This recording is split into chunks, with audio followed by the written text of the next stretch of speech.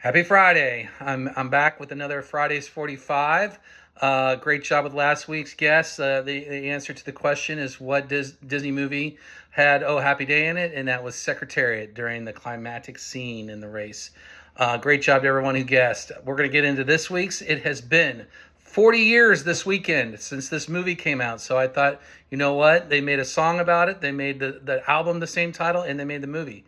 Now, of course, I'm talking about Prince's Purple Rain. This is the 45 I got when I was a kid. It was printed by Warner Brothers, and on the flip side, you had God. But let's talk a little bit about Purple Rain while we're celebrating 40 years since this was put out. Purple Rain was actually ranked number 18 on Rolling Stone's 2021 list of the 500 greatest songs of all time, and it was also ranked in the by the Rock and Roll Hall of Fame as one of the songs, 500 songs that shaped rock and roll. It reached number 2 in 1984 on the Billboard in the U.S. The song that kept it out of the top position was "Wake Me Up Before You Go Go" by Wham. It actually went back into the Billboard after Prince's death. It reached number 4 in the U.S. again in 2016, and it actually reached number 1 in France in 2016.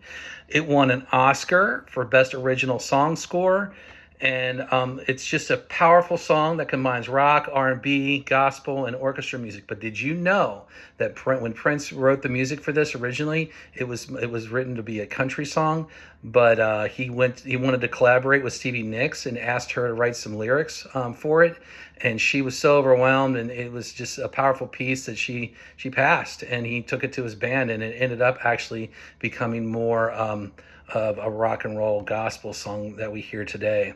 The original title of the song, Purple Rain, comes from the group America. It comes from their song Ventura Highway. There's a lyric in there that says, "Wishing on a fallen star, watching for the early train. Sorry, boy, but I've been hit by purple rain." Purple rain, and that's where those words came from for the title of the song.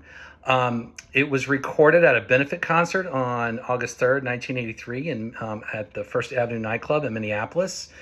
Some of the band believe that to be one of their greatest shows they ever put on. After recording it, Prince actually called Jonathan Cain of Journey. He felt like it sounded a little bit more like Faithfully, and just wanted to make sure there was no copyright issues. And Jonathan Cain said, "I don't think it's it does sound like it." So he gave his okay on it.